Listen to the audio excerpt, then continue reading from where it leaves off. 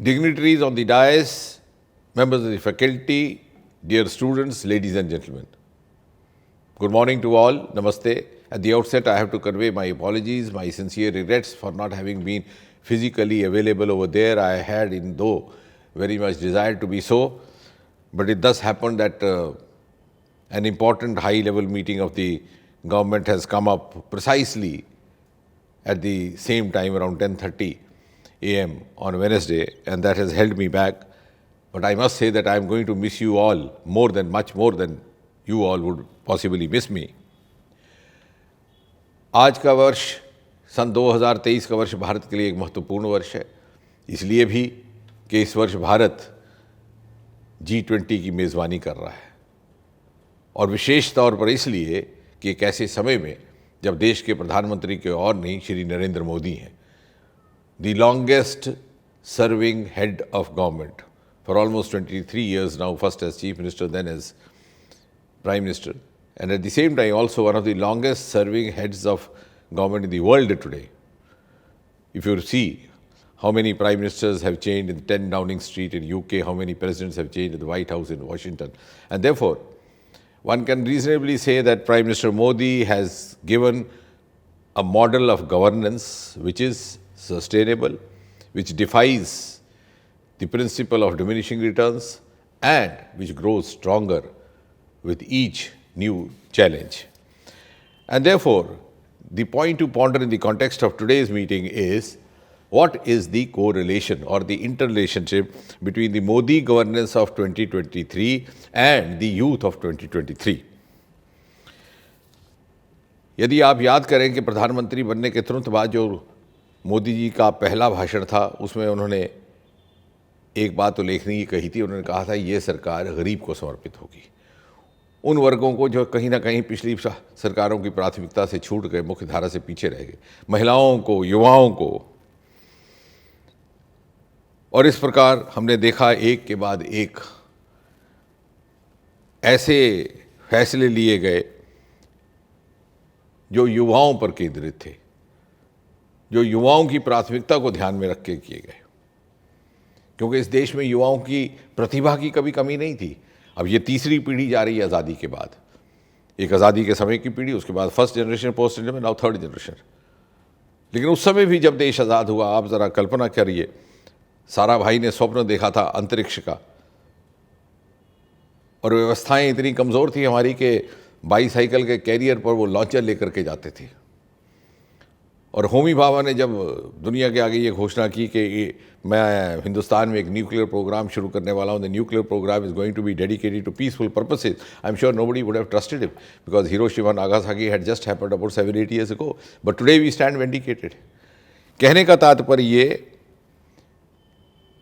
कि हमारे युवाओं में प्रतिभा भी थी, योग्यता भी थी, क्षमता भी थी, मेहनत करने का मादा भी था, परंतु अभाव था तो अनुकूलता का, नीति निर्धारित करने वालों के स्तर पर या फिर राजनीतिक नेतृत्व में. और उस अभाव को पूरा करने का काम मोदी जी ने किया, एक अनुकूल वातावरण दे करके. Just imagine before 2014 what was the kind of environment in this country, an environment of desperation, hopelessness कि साहब अब तो यहाँ कोई भविष्य नहीं है, घुटाले ही घुटाले का देश बन चुका है.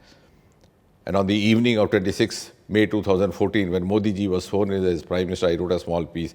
I said, now this is the beginning of the journey from pessimism to optimism.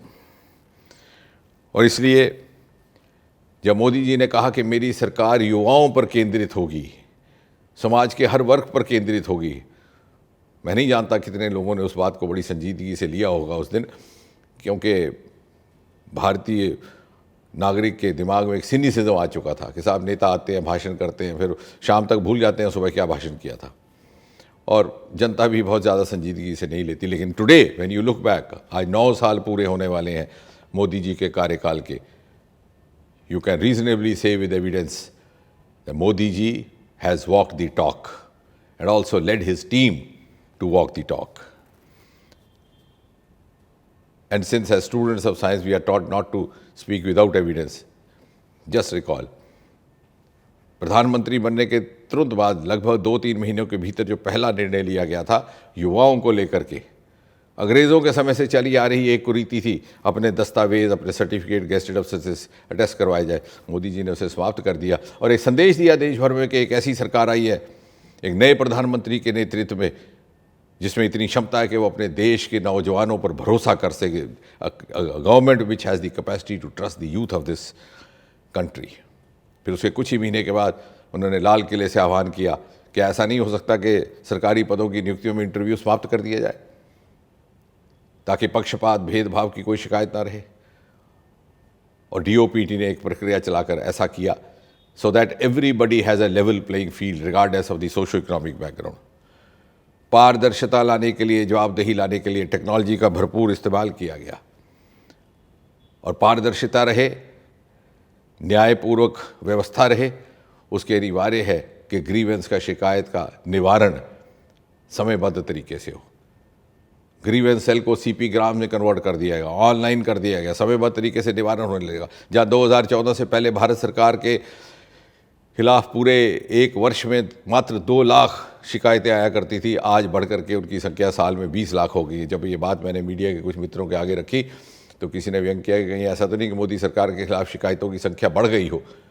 तो मेरा उत्तर था कि इस बात का जवाब आज से 150 बरस पहले मियाँ गालिब दे गए, जब उन्होंने कहा कि जब तवक्को ही उठ गई गालिब, क्यों किसी का गिला करे कोई। अर्थात शिकायत वहाँ की जाती है जहाँ उम्मीद है, अपेक्षा है, तवक्का है कि उसके निवारण होगा। We found we in the CP gram, in the administrative reform department, in the department, in the ministry of personnel, followed a time-bound strict discipline.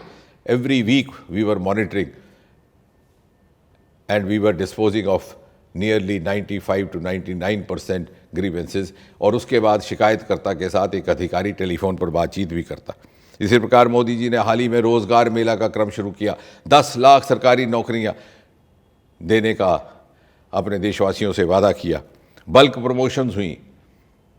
नियुक्ति के बाद अपना कामकाज आप ठीक निभा सकें तो युवाओं के लिए मिशन कर्मयोगी, यानी जो जिम्मेवारी आपको सरकार ने दी है उसके लिए आप अपना शिक्षण प्रशिक्षण कर सकें। प्रिवेंशन ऑफ करप्शन एक्ट सन 1988 में बनाया गया था। 30 साल के बाद 2018 में उसमें संशोधन लाया गया। The bribe giver also made as much culpable as bribe taker, ताकि कहीं ऐसा ना हो कि नौजवान अफसर हाल ही में नियुक्ति हुई हो और कोई अपनी रंजिश के कारण उसके खिलाफ शिकायत करे। जो शिकायत करेगा कि मैंने रिश्वत दी है वो भी जिम्मेवार ठहरा जाएगा। इतना ही नहीं, मोदी जी ने एक जागरूकता लाई नौजवानों के लिए कि सरकारी नौकरी के अतिरिक्त भी बहुत सारे विकल्प हैं इस देश में। लाल किले से आह्वान किया स्टार्टअप इंडिया, स्टैंडअप इंडिया। देखते ही देखते 350 से बढ़कर के स्टार्टअप्स की संख्या देश में 90,000 से पार कर गई। 100 से अधिक यूनिकॉर्न हो गए। ग्लोबल इनोवेशन इंडेक्स में हम 41 पैदान ऊपर आकर के 81 से 40 पर आ गए और भारतवर्ष दुनिया में स्टार्टअप इकोसिस्टम में नंबर 3 पर खड़ा हो गया। बायोटेक्नोलॉजी, हमारे यहाँ इतनी बायोडाइवर्सिटी है, हिमालय से लेकर समुद्रों तक, उसकी तरफ किसी ने देखा नहीं था। 2014 से पहले बायोटेक स्टार्टअप्स हमारे मात्र 50 युवा थे, आज उसकी संख्या बढ़कर के 6,000 हो गई। Bio economy of India before 2014 was just $10 billion. Today it is $80 billion and the target is $100 billion by 2025. अनेकों नए आयाम which were exclusive to India. Aroma mission, lavender cultivation का एक नया स्टार्टअप का आयाम आप ही के बगल में भद्रवा से शुरू हुआ। और पूरी टेक्नोलॉजी सपोर्ट भारत सरकार की ओर से प्रोडक्ट को मार्केट तक पहुंचाने के लिए लगभग 3,000 इससे लोग जुड़ गए हैं और अपनी एक आमदनी से वो संतुष्ट हैं। यहाँ तक कि कुछ एक बच्चे जो कॉरपोरेट सेक्टर में नौकरी करते थे वो भी छोड़ करके इस पर्पल रेवोल्यूशन का लाभ उठा रहे हैं। इसी प्रकार बैम्बू, नॉर्थ ईस्ट में, मध्य प्रदेश में बैम्बू हमारे पछवाड़े में उगता था बांस, लेकिन फॉरेस्ट एक्ट के तहत उस पर पाबंदी थी। 1918 में अंग्रेज फॉरेस्ट एक्ट बना कर गए थे। 100 साल के बाद उसमें संशोधन लाया गया और home grown bamboo was exempted, ताकि नौजवान अपनी जीविका स्वयं कमा सके। लगभग 5-6 हज़ार करोड़ रुपया अगरबत्ती की तजारत होती है इस देश में प्रति वर्ष। बैम्बू सारा यहाँ उगता था और अगरबत्ती सारी कोरिया और दूसरे देशों से आती थी। अब उसका उत्पादन देश के भीतर होने लगेगा। स्टार्टअप्स के लिए ज़रूरी है शिक्षा, लेकिन शिक्षा के साथ साथ शायद उससे भी अधिक ज़रूरी है इनोवेशन, स्किल, सपोर्ट। एक आंकड़े आपके सामने रखूंगा, आप चकित रह जाएंगे। कन्वेंशनल एजुकेशन के क्षेत्र में सन 2014 में मात्र 725 विश्वविद्यालय थे इस देश में, उसमें 300 और अधिक जोड़ दिए गए, लगभग 50% केवल 9 वर्षों में, at the rate of 1 new university every week. Medical colleges केवल 145 थे 2014 में, उसमें 2060 का इजाफा किया गया, यानी जितने 70 साल में बने थे उससे अधिक 9 सालों में, at the rate of 1 college of medicine per day. इसी प्रकार डिग्री कॉलेज 5000 और जोड़ दिए गए, eight the rate of 2 degree colleges per day. ये सब इसलिए कि हर युवा को शिक्षा के लिए एक्सेसिबिलिटी रहे। ही शुड नॉट और she should not be deprived of receiving education simply because it's not available. Central university Jammu में पहली बार उत्तर भारत का पहला टीचिंग डिपार्टमेंट ऑफ स्पेस खोल दिया गया, और वहाँ दूसरी ओर कुछ एक त्रुटियों को दूर करने के लिए नेशनल एजुकेशन पॉलिसी 2020 डिग्री को किसी हद तक डीलिंक करते हुए, स्किल के साथ जोड़ते हुए। पहले क्या होता था कि 12वीं जमात ने युवा में इम्तहान दिया, मेडिकल सब्जेक्ट्स ले लिए, मेडिकल कॉलेज में दाखिला नहीं हुआ, बीएससी कर ली उसी बायोलॉजी में, बायोसाइंसेज में, उसके बाद कोशिश की कहीं टीचर वीचर लग जाए, लेक्चरर लग जाए, वो भी नहीं हुआ, फिर एमएससी कर ली, फिर पीएचडी कर ली, फिर साइंटिस्ट बन गए।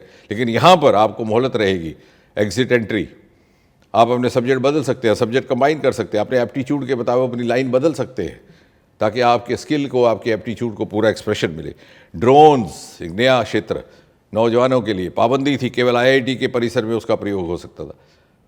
हमारे ही विभाग ने, जो आपने देखा बोट लैब, 1000 ड्रोन का प्रदर्शन हुआ बीटिंग रिट्रीट के दिन, केवल 1.5 करोड़ रुपए का सहयोग उनको दिया गया था सरकार की ओर से। आज वो करोड़ों में खेल रहे हैं अपनी परफॉर्मेंसेस दे करके।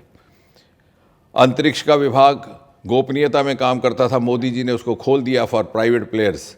आज वहाँ 100 से अधिक स्टार्टअप हैं। अभी हाल ही में आपने देखा स्काई रूट नाम के स्टार्टअप ने अपना प्राइवेट रॉकेट वहाँ से लॉन्च किया। रोमा मिशन, बैम्बू का मैं जिक्र कर चुका। मुद्रा के लोन 7,700 करोड़ वितरित हुए हैं नौजवानों में से, जिनमें से 70% युवा महिलाएं हैं। ये सब बातें युवाओं को लेकर के, युवा केंद्रित, इनका हमें जानकारी रहे, ये कहना अनिवार्य है। लेकिन अब आवश्यकता है कि हम अपना माइंडसेट बदलें। मोदी जी ने बड़ी तेज़ रफ्तार से हमें ग्लोबल एरिना में आगे बढ़ाया है, लेकिन हमारे माइंडसेट में जो सरकारी नौकरी का वहम बैठ गया है, और हम समझते हैं कि रोज़गार का अर्थ केवल सरकारी नौकरी, उस वहम से हम निकलेंगे तो शायद कई और नए आयाम खुलेंगे। अभी हाल ही में उधमपुर में खादी का एक्सपो लगाया गया था, राष्ट्रीय स्तर का। 1 लाख करोड़ का खादी का टर्नओवर मोदी जी के आह्वान पर हुआ है। मोदी जी ने हमें मंत्र दिया, khadi for fashion, khadi for nation. 50,000 crore की सब्सिडीज़ जम्मू कश्मीर के नौजवानों के लिए, अधिकतर कश्मीर घाटी वालों ने उसका लाभ लिया। इस क्षेत्र में भी उसकी जागरूकता कम है। इसलिए मैं चाहूँगा कि नौजवान, ये सारी भारत सरकार की योजनाएं वेबसाइट्स पर अवेलेबल है, जानकारी उपलब्ध है, मोबाइल हमारी जेब में है। ऑनलाइन ट्रांसपेरेंट ऑब्जेक्टिव मैकेनिज़्म रख दिया गया है, जिसमें कोई किसी तरह का भेदभाव नहीं। और इससे आगे, my last part of the talk, the way forward from here, आपके शीर्षक में लिखा हुआ है, youth role in peace building, youth role in conflict prevention, and finally global consensus. We are, ladies and gentlemen, boys and girls, already a part of the global world. Whether we like it or not, we have no option but to be so. And therefore, if we have to move forward, we have to live up to global benchmarks, we have to live up to global parameters, we have to prepare ourselves for global challenges, and we have also to address the global concerns, चाहे वो climate change है, चाहे वो clean energy है। मोदी जी ने प्रधानमंत्री बनने के तुरंत बाद अंतर्राष्ट्रीय स्तर पर क्लाइमेट कंसर्न्स की बात की और भारत का रुतबा वहाँ बुलंद किया। और अभी हाल ही में पिछले 77 दिवस के संबोधन में ग्रीन हाइड्रोजन की बात की। Very soon India will be one of the major exporters of clean green hydrogen. और इसलिए the onus lies on the youth of today, those who are in 30s and who are going to be prime citizens 25 years hence in 2047, how best they can use this opportunity, क्योंकि ये उनके हिस्से में आया। पर ये वरदान परमात्मा ने दिया कि जब हिंदुस्तान अपनी 100वीं सालगिरह मनाएगा आज़ादी की सन 2047 में, और आज का युवा उस समय का प्राइम सिटीज़न होगा, तो उसको ये श्रेय होगा, उसको ये शर्फ होगा कहलाने का कि I am the architect of century India. And therefore we of the earlier generation have the responsibility to induce that capacity building of the youth of today। और इसलिए चूँकि हम एक विश्वविद्यालय में खड़े हैं, हमारे पास शोध के केंद्र हैं, मैं चाहूँगा कि हमने भी अपने स्तर पर एक विजन 2047 डॉक्यूमेंट शुरू किया है, विश्वविद्यालय के स्तर पर भी शुरू किया जाए।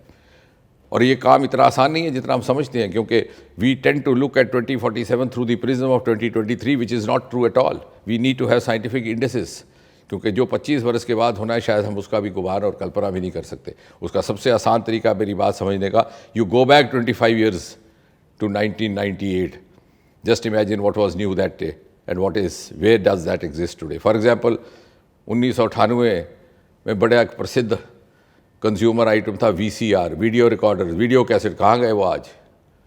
1998 में नेताओं के घरों में कतारें लगी रहती थी कार्यकर्ताओं की कि STD का बूथ अलॉट कर दीजिए, बच्चों का भविष्य बन जाएगा।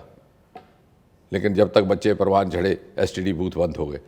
सो it's unimaginable, so many imponderables. हम साइंटिफिकली इंडिसेस डिफाइन करें, उस इंडिसेस के मुताबिक उनके अनुकूल अपने बच्चों को, अपने युवाओं को तैयार करें, so that when 2047 happens, the youth today, the students of this university today can take the credit of having determined the face of India 2047 के हिंदुस्तान की 2047 में क्या तस्वीर होगी, क्या चेहरा होगा, क्या स्वरूप होगा, उसको निर्धारित करने का वरदान परमात्मा ने आपके हिस्से में रखा है। इस स्वाभिमान के साथ, इस जिम्मेवारी के साथ हम आगे बढ़ें तो I am sure we will do justice to this U20 event in the year 2023 when we are approaching the Amrit Kaal towards 2047। एक बार पुनः बहुत बहुत धन्यवाद और स्वयं उपस्थित नहीं होने के लिए एक बार पुनः क्षमा याचना।